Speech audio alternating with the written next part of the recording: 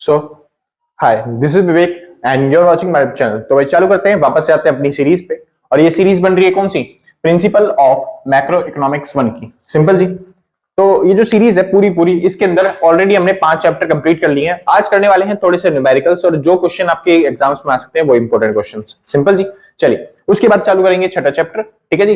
तो शुरू करने से पहले एक छोटी सी बात, अगर आपको नोट्स परचेज करने हैं तो आप इस नंबर पे कांटेक्ट करके जो भी मिनिमम अमाउंट होगा व्हाट्सएप पे पेमेंट करने के बाद आराम से नोट्स परचेज कर सकते हो। सिंपल जी। ज्यादा प्राइस रखते नहीं हम, 150 से 200 के बीच में प्राइस होगा नोट्स का, और कंप्यूटर टाइपिंग में मिलेंगे नोट्स, आराम से आप परचेज कर सकते हो। तो शुरू करते हैं। क्वेश्चन मैं साइड में लगा दूंगा, किसी भी साइड आपको कहीं पे मिल जाएगा, आप अपने हिसाब से देख लेना, बाकी करवा दें। तो कह रहा है क्वेश्चन, ये तीसरा क्वेश्चन है आपकी बुक का। कह रहा है बाकी जो दो क्वेश्चन थे वो थ्योरी के थे, वो एक एक नंबर के क्वेश्चन है, और आपके एग्जाम्स में एक एक नंबर के क्वेश्चन आते नहीं है, तो इसलिए मैं सीधा बड़े क्वेश्चन से चालू कर रहा हूं। सिंपल जी। चलिए शुरू करते हैं। कह रहा है suppose in an economy aggregate demand is function of consumption and investment. यानी कह रहा है कि एक इकोनॉमी ऐसी है जहां पे एग्रीगेट डिमांड जो है वो कैसे निकलता है? कंजम्पशन और इन्वेस्टमेंट का एक फंक्शन है, यानी कंजम्पशन और इन्वेस्टमेंट को जोड़ के निकलता है। कोई बात नहीं। When consumption is 150 and investment is 100, consumption कितना दे रखा है? 150, और इन्वेस्टमेंट कितना दे रखा है जी? 100। ठीक है। कह रहा है the economy is currently producing at 200। Economy कहां पे प्रोड्यूस कर रही है? 200 पे, यानी कि हमारी जो एग्रीगेट सप्लाई है वो कितनी है? 200। सिंपल।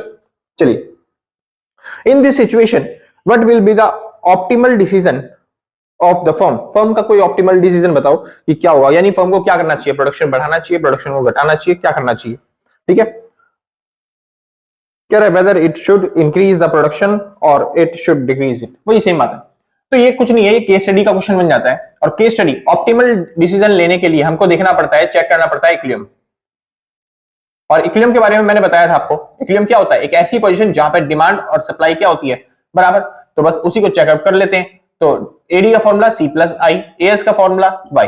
तो C प्लस आई हम देख रहे हैं 150 जमा में जब मैं 100 करूंगा तो मेरा आंसर आ रहा है यहाँ पे 250।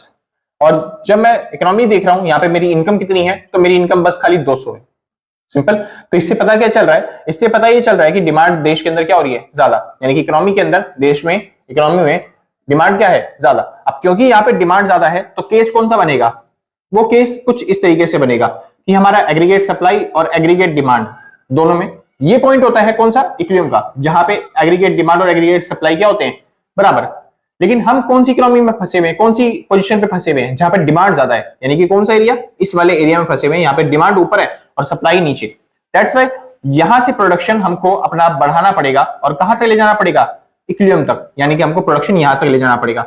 तो आपका ऑप्टिमल डिसीजन क्या होगा कि प्रोडक्शन को क्या किया जाए? बढ़ाया जाए। तो कंक्लूजन में आपको आंसर में क्या लिख के आना है कि प्रोडक्शन को क्या करना पड़ेगा? बढ़ाना पड़ेगा। यही हमारा ऑप्टिमल डिसीजन है, ताकि हम अंडर अनएम्प्लॉयमेंट से लेकर मतलब अंडर एम्प्लॉयमेंट से कहां पे पहुंच जाए? फुल एम्प्लॉयमेंट पे पहुंच जाए, यानी कि प्रोडक्शन क्या किया जाए? बढ़ाया जाए। सिंपल सा। चलिए ये एक सिंपल सा क्वेश्चन था जो कि आपके एग्जाम्स में ऐसे ऐसे क्वेश्चन आ सकते हैं केस स्टडी के ऊपर, तो मैंने सोचा कि करवा देते हैं, तो मैंने करवा भी दिए। सिंपल। चलिए आगे चालू करते हैं। क्वेश्चन नंबर अगला 4 देखिए जी। चौथा क्वेश्चन कह रहा है in an economy consumption function आपको दे रखा है। बहुत अच्छी बात है। तो कंजम्पशन फंक्शन आपको दे रखा है, कितना दे रखा है? 50 प्लस में 0.6y ये दे रखा है। Describe the corresponding saving function and the value of consumption. तो आपको दो चीजें निकालनी है। पहली चीज सेविंग फंक्शन निकालना है आपको, ठीक है जी, सॉरी, फंक्शन ऑफ सेविंग। तो सेविंग फंक्शन निकालना है आपको, और साथ ही में आपको वैल्यू ऑफ कंजम्पशन, आपको वैल्यू ऑफ कंजम्पशन बतानी है। वैल्यू ऑफ कंजम्पशन कब बतानी है? जब इनकम का लेवल क्या हो? 500। चलो दो चीजें निकालनी है इस क्वेश्चन में, बहुत सिंपल है, कोई दिक्कत नहीं है। अब सेविंग फंक्शन कैसे बनेगा? मैंने बताया था ये कंजम्पशन फंक्शन होता है। सेविंग फंक्शन बनाने के लिए क्या करना पड़ेगा? तो सेविंग फंक्शन बनाने के लिए फॉर्मूला लगाओ, माइनस का एस बार प्लस में 1 माइनस में बी वाई। सिंपल। और मैंने ये भी बताया था जो सी बार होता है ना वही होता है माइनस का एस बार। सिंपल, बस साइन चेंज करना होता है और कुछ नहीं। तो ये प्लस का 50 है तो यहाँ पे हम 50 माइनस का लिखेंगे, प्लस में 1 माइनस में बी। ये जो 0.6 है इसी को हम बोलते हैं बी, यानी कि एमपीसी। ठीक है। तो बस 1 में से इसको घटा देंगे, तो 1 में से 0.6 को घटाएंगे और यहाँ पे y का y। चलिए जी सॉल्व कर लेते हैं। 50 प्लस में 0.4y, तो ये बन गया आपका सेविंग फंक्शन। कोई दिक्कत तो नहीं? आसान था। बस खत्म पहला क्वेश्चन।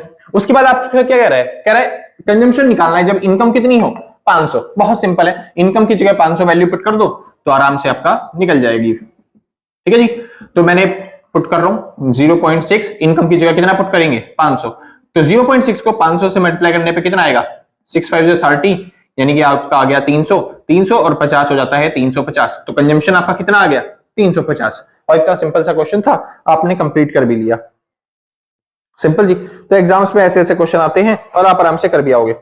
चालू करते हैं क्वेश्चन नंबर 5वां, इस साइड ले लेना। क्वेश्चन 5वां क्या कह रहा है, आपको दे रखा है एक सेविंग फंक्शन। क्या दे रखा है जी आपको, सेविंग फंक्शन। ठीक है, सेविंग फंक्शन दे रखा है, कह रहा है सेविंग इक्वल टू माइनस का 8 प्लस 0.2y। कोई बात नहीं, सेविंग इक्वल टू माइनस का 8 प्लस 0.2y। ठीक है जी, और ऑटोनोमस इन्वेस्टमेंट, यानी कि इन्वेस्टमेंट की वैल्यू दे रखी है आपको कितनी 60 करोड़। ठीक है जी, दो चीजें निकालनी है, फाइंड लेवल ऑफ कंजम्पशन, यानी कि आपको पहला क्या निकालना है, पहली चीज आपको निकालनी है कंजम्पशन। दूसरी चीज, if investment decreases permanently bye 10 crore, अगर इन्वेस्टमेंट 10 करोड़ से क्या हो जाए कम, यानी कि इन्वेस्टमेंट में चेंज हो जाए कितने का 10 का, what will be the new level of consumption, नया कंजम्पशन का लेवल क्या होगा वो बताना है, यानी कि C1 कंजम्पशन नया क्या होगा वो बताना है। सिंपल, चलो कोई बात नहीं, आराम से निकालते हैं। तो देखिए ध्यान से,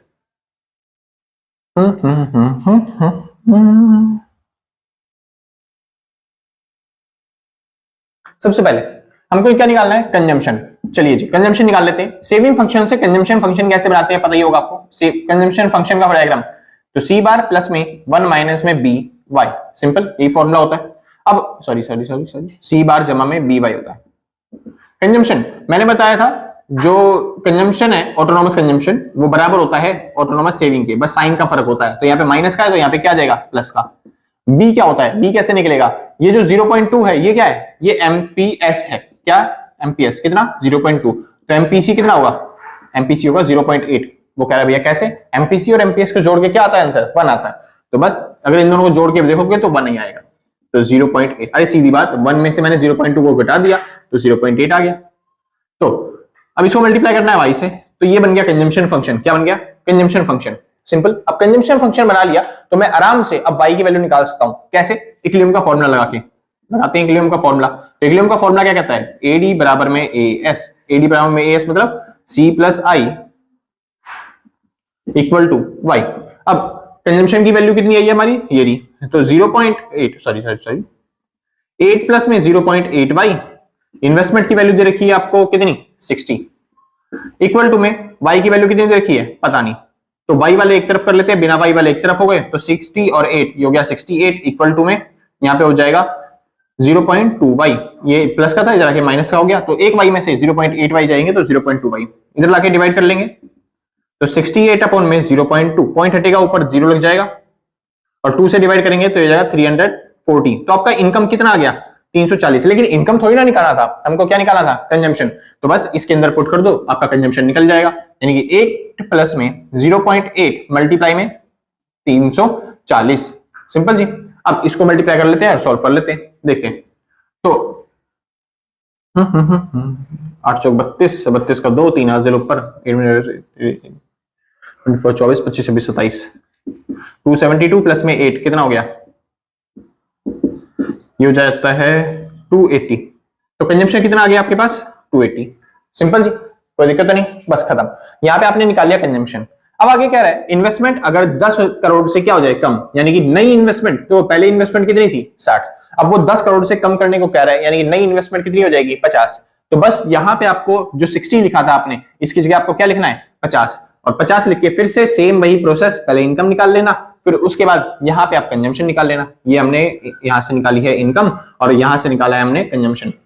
सिंपल जी, कोई दिक्कत तो नहीं। तो ये आपका होमवर्क है, अगर आप कर लो तो आराम से कमेंट में बता देना, बाकी जो बच्चे होंगे वो आपकी हेल्प करेंगे, आपका आंसर सही है या गलत है उसको बताने में।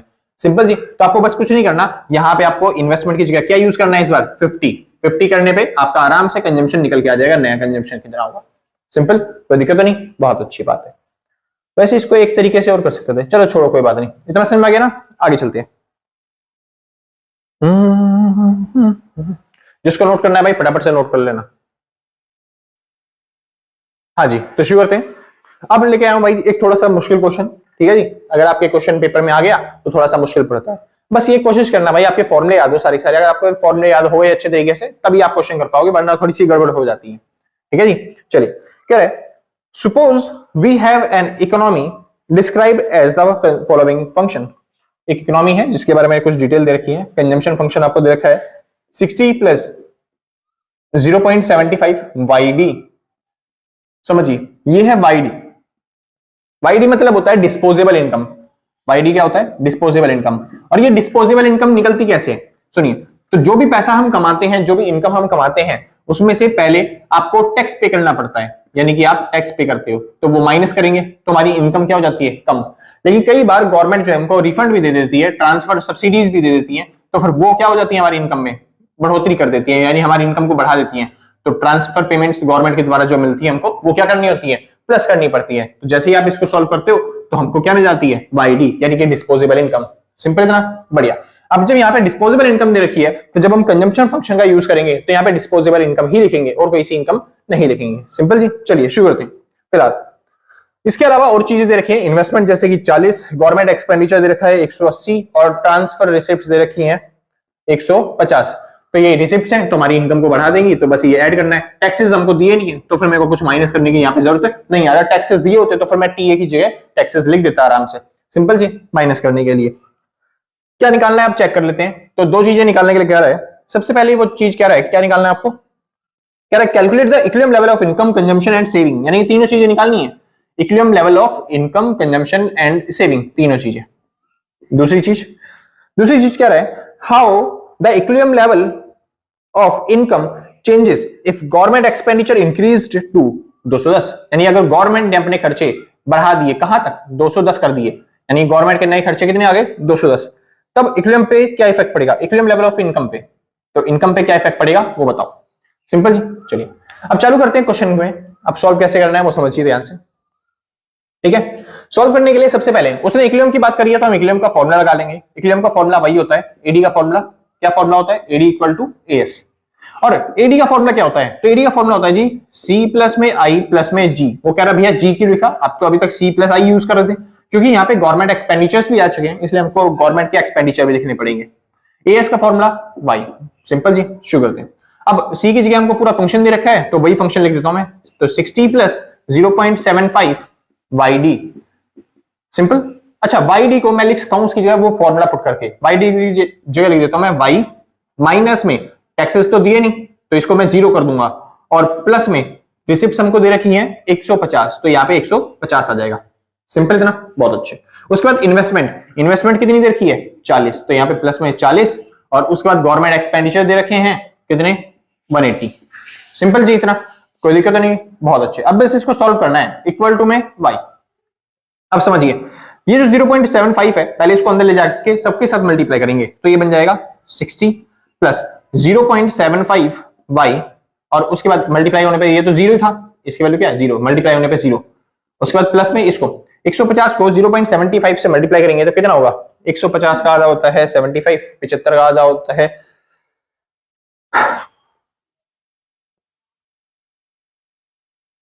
150 मल्टीप्लाई में 0.75, तो भाई ये आ रहा है 112.5। सिंपल जी। तो बस यहां पे आ जाएगा 112.5।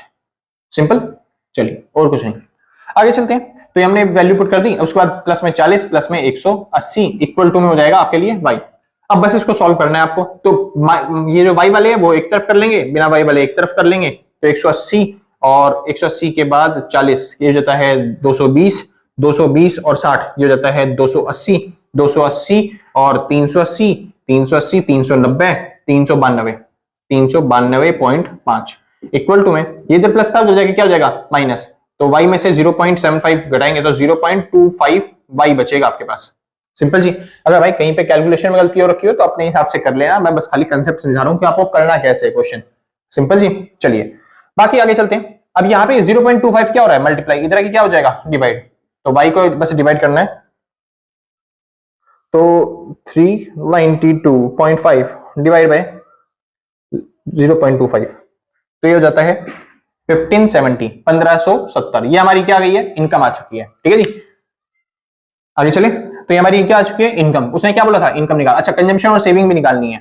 चलिए जी, तो कंजम्पशन और सेविंग भी निकाल लेते हैं। तो पहला पार्ट हमारा यहाँ पे कर रहा हूं मैं, और दूसरा पार्ट कहाँ पे कर दें, चलो यहीं पे इसी का दूसरा पार्ट यानी कंजम्पशन निकालना है। अब कंजम्पशन कैसे निकालें, कंजम्पशन निकालना बहुत सिंपल है, जो ऊपर फॉर्मूला दे रखा है ना, बस वही फॉर्मूला पुट कर दो, उसके अंदर वैल्यू, आपका क्वेश्चन सॉल्व।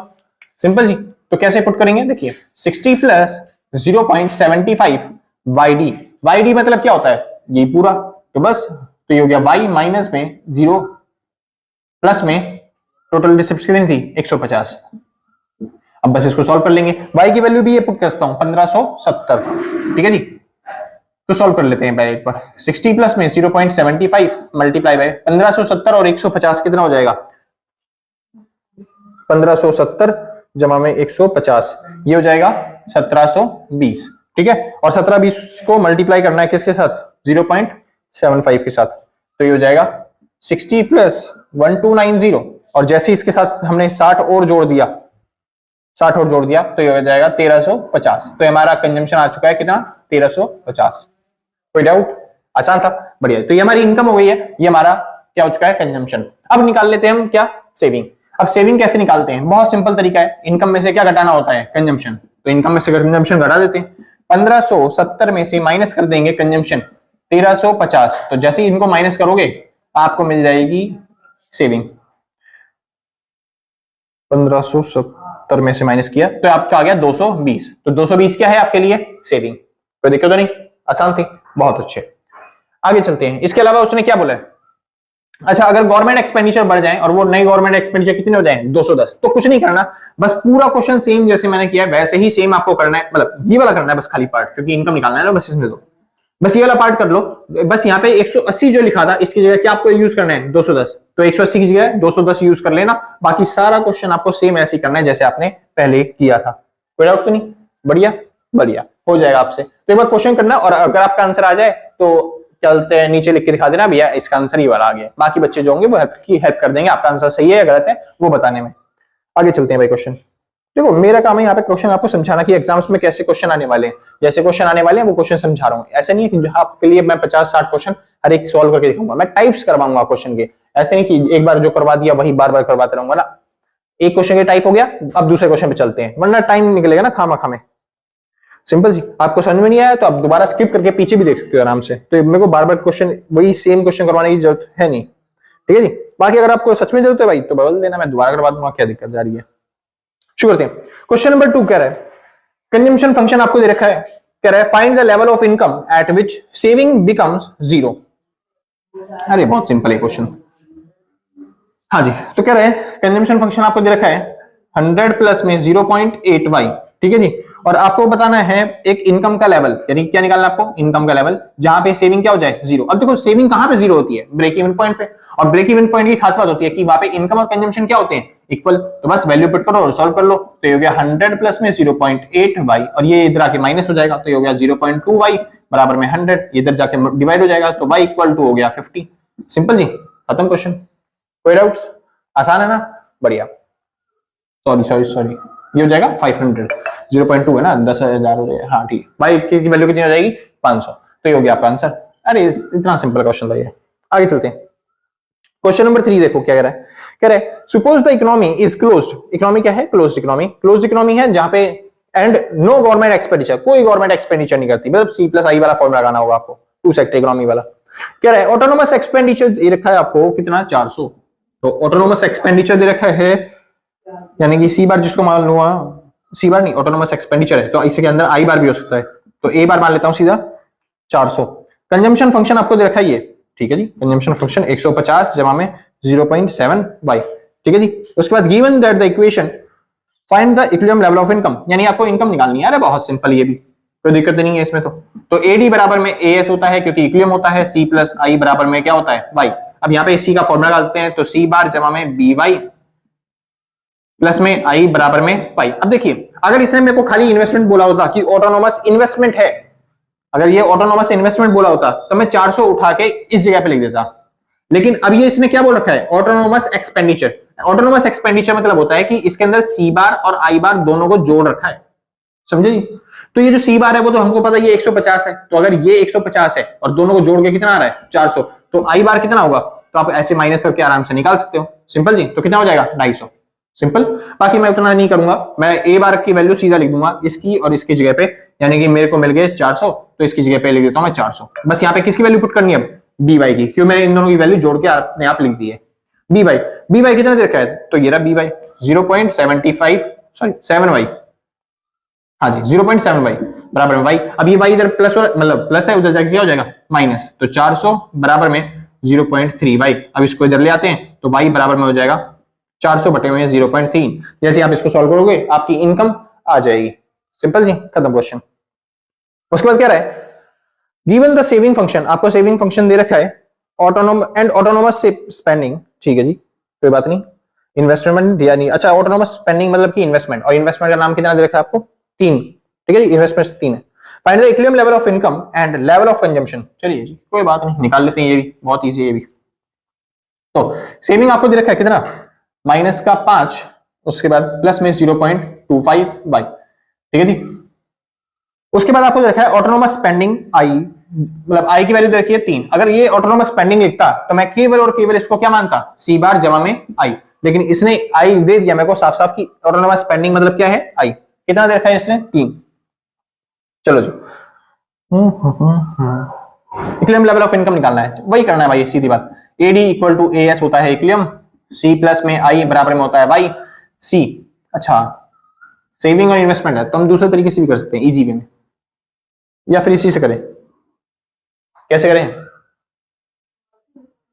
चलो जी इसी से कर लेते हैं। AD equal to A S C plus I बराबर में वाई। अब इससे हम कंजम्पशन फंक्शन बना लेते हैं, कंजम्पशन फंक्शन हो जाएगा 5 प्लस में एक में से एक 0.25 गया तो 0.75 वाई। अब बस सॉल्व कर लो इसको, तो हो गया 5 जमा में 0.75 वाई प्लस में इन्वेस्टमेंट की वैल्यू 3 दे रखी है, इक्वल टू में क्या हो जाएगा Y.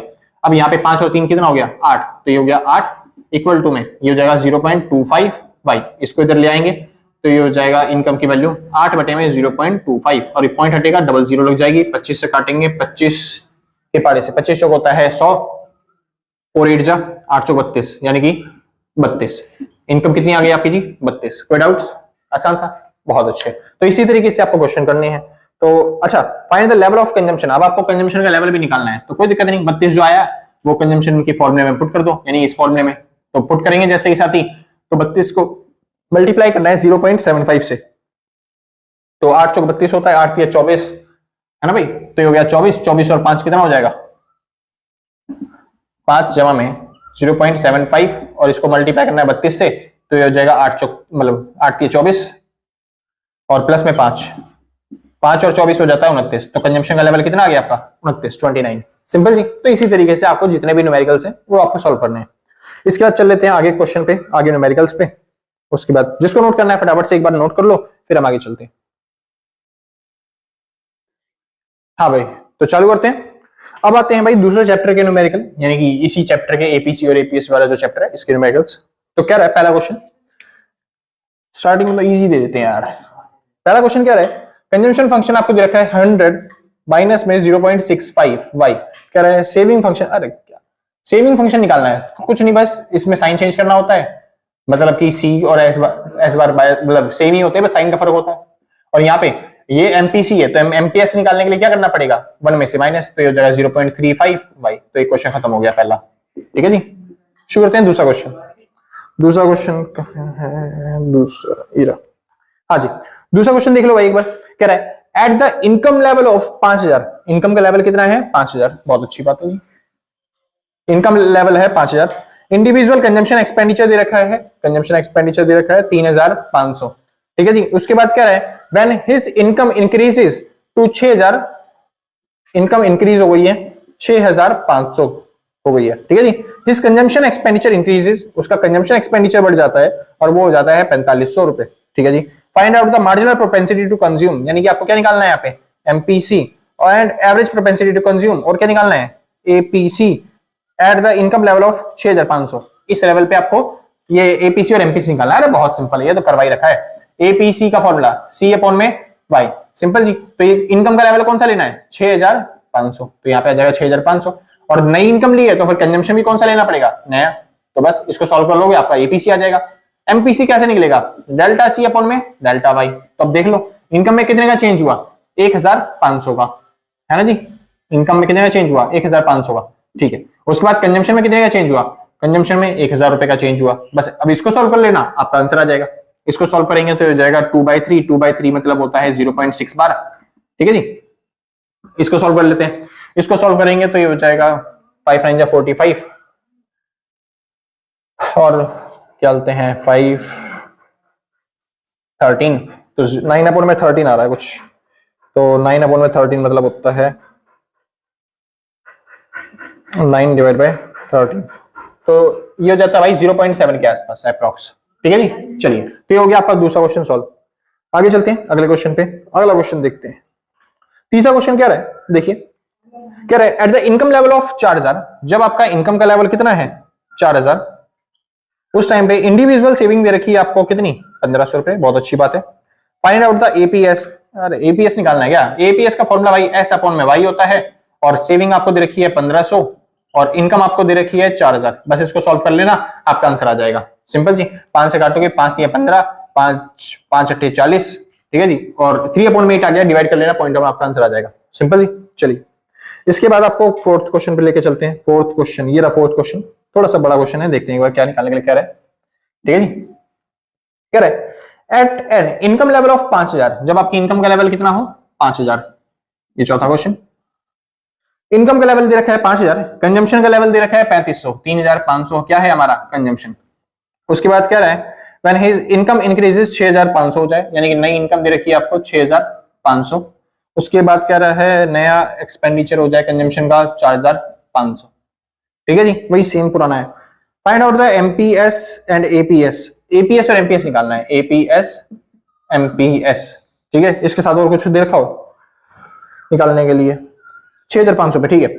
Check whether relationship between APC and APS, MPC और एमपीएस सेटिस्फाई और नॉट, ये रिलेशन चेक करना है कि सेटिस्फाई कर रहे हैं या नहीं कर रहे, वो तो हमेशा सेटिस्फाई करेंगे, नेगेटिव रिलेशन दिखाई देगा आपको, ठीक है जी। फिलहाल हम एपीसी और एपीएस निकाल लेते हैं, जिसके लिए हमको क्या निकालना पड़ेगा, पहले सेविंग। तो देखिए मेरी इनकम 5000 थी, लेकिन मैं कंजम्पशन कितना करता था, कंजम्पशन 3500, तो सेविंग कैसे निकलती है, सेविंग का फॉर्मूला होता है वाई माइनस में सी, तो 5000 में से आपको क्या घटाना है 3500 रुपए, 5000 रुपए कमाए 3500 रुपए खा लिए, तो कितने बचे होंगे यार 1500 रुपए, बस सिंपल सा तो क्वेश्चन था, तो यहाँ पे कितना आ गया 1500 रुपए, बस, ठीक है जी। सेम इसी तरीके से 6500 रुपए आपने कमाए और 4500 रुपए कमा खा लिए, तो उसमें से सेविंग कितनी होगी 2000 रुपए की, सिंपल जी। अब एपीएस निकाल लेते हैं, एपीएस कौन से लेवल पे निकालना है, इस लेवल पे, तो बस एपीएस का फॉर्मूला क्या होता है, एस अपॉन में वाई, एस कितना दे रखा है 2000, वाई कितना है 6500, इसको सॉल्व कर लेना, आपका आंसर आ जाएगा। उसके बाद एमपीएस, एमपीएस कैसे निकलेगा, delta C, delta S upon में डेल्टा वाई, डेल्टा एस यानी सेविंग में कितना चेंज हुआ, सेविंग 1500 से 2000 हो चुकी है, यानी चेंज हुआ 500 का। इनकम में कितना चेंज हुआ, इनकम 5000 से 6500 हो चुका है, यानी कि चेंज हुआ 1500 का। इसको सॉल्व कर लेना, आपका आंसर आ जाएगा 0.33, सिंपल जी। मतलब अरे 0 से 0 कट गया, 5 एकम 5, 5 दिया 15, 1/3 मतलब क्या होता है 0.33, सिंपल जी। चलिए आगे चलते हैं। इसके अलावा अरे ये तो घटिया क्वेश्चन है, स्टार्टिंग में हमेशा घटिया क्वेश्चन आते हैं।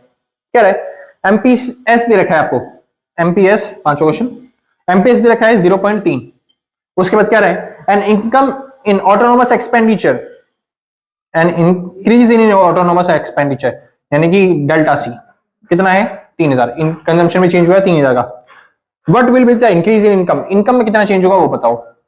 अरे ये बिल्कुल घटिया क्वेश्चन। देखो यहाँ पे कंजम्पशन की बात कर रखी है, लेकिन यहाँ पे एमपीएस दे रखा है, एमपीएस से हम क्या निकाल सकते हैं, एमपीसी कैसे निकलेगा, एमपीएस प्लस में एमपीसी इक्वल टू क्या होता है 1, यहाँ पे 0.3 पुट किया, प्लस उधर जाके क्या हो जाएगा माइनस का, तो एमपीसी यहाँ से आ जाएगा, तो इधर से हटा के इधर ले जाएंगे 0.3, तो जाएगा 0.7, एमपीसी कितना आया 0.7। अब बस फॉर्मूले में वैल्यू पुट कर दो, आराम से सॉल्व कर लो, तो एमपीसी बराबर में डेल्टा सी अपॉन में डेल्टा वाई, सॉल्व कर लेते हैं, तो 0.7 इक्वल टू डेल्टा सी की वैल्यू दे रखी है, हाँ जी दे रखी है बिल्कुल 3000, यहाँ पे डेल्टा वाई, वाई में चेंज, अब इसको इधर ले आएंगे, इसको इधर ले जाएंगे, पता है ना आपको ये बात, बहुत अच्छे होशियार तो हो आप, बिल्कुल टैलेंटेड माफिक। तो 0.7 से डिवाइड करना है किसको 3000 से, तो 3000 डिवाइड बाय 0.7, तो आपका आ जाएगा इनकम की वैल्यू कितना चेंज हुआ, तो ये हो गया 4285.71, मतलब इतने भी छोड़ सकते हैं आप, सिंपल जी। हो गया आपका क्वेश्चन नंबर 5वां। आगे चलते हैं, अगला क्वेश्चन, अच्छा ये खत्म हो गया, मल्टीप्लाई वाला क्वेश्चन आ गया थोड़ा, देखते हैं अब क्या रहा है छठा क्वेश्चन। कह रहा है in an economy the marginal propensity to save 0.5, यानी एमपीएस आपको दे रखा है 0.5, ठीक है जी। उसके बाद कह रहा है and the proportion of income that is taxed, कितना 0.2, इनकम का प्रोपोर्शन जिस पे हमने टैक्स लगाया वो कितना है 0.2, यानी 0.2 टैक्स रेट चल रहा है।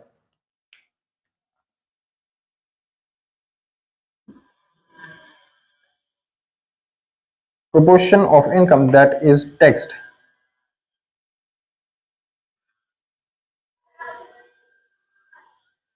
ठीक है, मतलब कि सीटी दे रखा है आपको 0.2, ठीक है जी।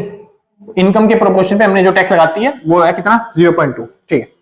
उसके बाद कह रहा है ऑटोनोमस एक्सपेंडिचर आपको दे रखा है, ऑटोनोमस एक्सपेंडिचर ए बार कितना दे रखा है 10,200, सिंपल जी। कह रहा है find the value of multiplier, यानी कि आपको किसकी वैल्यू निकालनी है, पहले तो के की वैल्यू निकालनी है। उसके बाद आपको क्या निकालने के लिए कह रहा है find out the income level, दूसरा क्या निकालने के लिए कह रहा है इनकम का लेवल निकालने के लिए कह रहा है। कोई बात नहीं, निकाल लेते हैं आराम से। बस इसमें क्या दिक्कत है, इसमें एक फॉर्मूला लगेगा। कौन सा फॉर्मूला लगेगा, याद है मैंने करवाया था के का फॉर्मूला, के का फॉर्मूला होता था 1/1 माइनस में एमपीसी।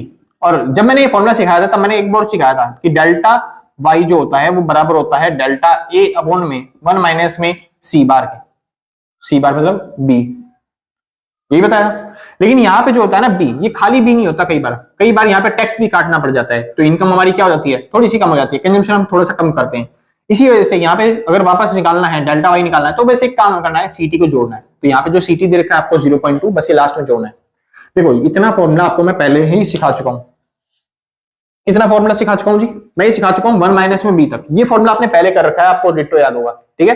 बस आपको यहाँ पे छोटी सी चीज जोड़ दी है, क्या सीटी, सीटी क्या जो टैक्स रेट वहां पे इनकम का जितना पार्ट उसने टैक्स में कंज्यूम कर लिया है। तो डेल्टा ए ऑटोनोमस कंजम्पशन दे रखा है आपको, ऑटोनोमस एक्सपेंडिचर 10,200, ये था, हाँ जी। उसके बाद 1 माइनस में बी और सीटी को जोड़ना है, बी और सीटी को, बी और सीटी, ये देखो बी तो ये नहीं है, एमपीसी नहीं होता है बी, तो बी निकाल लेंगे, एमपीसी निकालेंगे, कैसे निकलेंगे 1 में से माइनस करके एमपीएस को, तो बस 0.5, एक में से माइनस करेंगे 0.5 को, तो क्या आंसर आएगा 0.5। तो बस इसको और इसको क्या करना है आपको प्लस करना है, तो इसको प्लस कर लिया इसके साथ तो हो गया 0.7, तो 0.7 और ये हो गया 10,200 डिवाइड बाय 0.3, और जैसे 0.3 से डिवाइड करेंगे के की वैल्यू आ जाएगी, मतलब डेल्टा बाई, तो 10,200 डिवाइड बाय 0.3 तो ये हो गया 34,000, कितना हो गया 34,000। ये आ गया इनकम का चेंज, क्या आ गया इनकम का चेंज, सिंपल जी। अच्छा के निकालना था क्या, के तो बस इसी से निकल जाएगा, तो 1/1 माइनस में एमपीसी, एमपीसी कितना था 0.5, तो बस इसको सॉल्व कर लेते हैं। 1/में 0.5 होता है, पॉइंट हटेगा तो यहाँ पे लग जाएगा 0, 10/5 यानी के की वैल्यू कितनी आ गई 2, तो यहाँ पे के की वैल्यू कितनी निकाल ली आपने 2, और इनकम में कितने का चेंज हुआ है, तो 34,000 रुपए का इनकम में चेंज हुआ है। सिंपल जी, हमने दोनों पार्ट कर लिए, ये दूसरा पार्ट था, वो पहला वाला पार्ट था, सिंपल खत्म। आगे चलते हैं क्वेश्चन पे, क्वेश्चन नंबर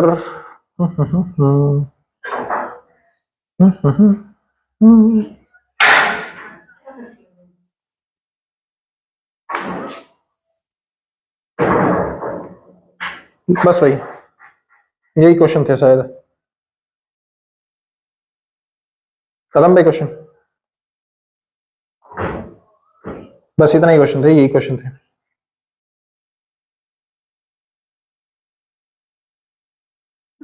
सिंपल, तो बस यही क्वेश्चन थे और क्वेश्चन क्या हो गया खत्म हो गया। कोई डाउट्स? तो भाई मेरे हिसाब से जितने क्वेश्चन आपके बुक्स में दे रखे थे वो सारे क्वेश्चन मैंने करवा दिए हैं, ठीक है जी। अभी भी कोई डाउट रह गया हो तो फिर कमेंट बॉक्स में बता देना, आपके लिए कमेंट बॉक्स खुला रहेगा, ठीक है। और अगर वीडियो अच्छी लगी हो तो लाइक से सब्सक्राइब होकर पक्का जाना, और अगर आपने पहले से कर रखा है तो सच बता रहा हूँ भाई साहब, दिल से, कलेजे से, गुर्दों से, फेफड़ों से, शरीर के अंगों से थैंक यू आपको, ठीक है। और अगर आपने पहले तो नहीं कर रखा, कुछ नहीं कर सकते फिर तो आराम से कर दियो, बाद में कोई आपत्ति नहीं आ रही है, हम भी यही हैं आप भी यही हैं, ठीक है जी। चलो मिलते हैं अगले चैप्टर के साथ और शुरू करते हैं, अच्छा खत्म करते हैं फटाफट से क्या। अच्छा अगर आपको नोट्स परचेज करने हैं तो इस नंबर पे कांटेक्ट करके जो भी मिनिमम अमाउंट होगा व्हाट्सएप पे पेमेंट करने के बाद आराम से नोट्स परचेज कर सकते हो, सिंपल जी। चलिए तो आज के लिए बस इतना ही, मिलते हैं कल सेम टाइम सेम जगह, और टाटा बाय बाय। जिसको नोट करना है भाई नोट कर लेना फटाफट।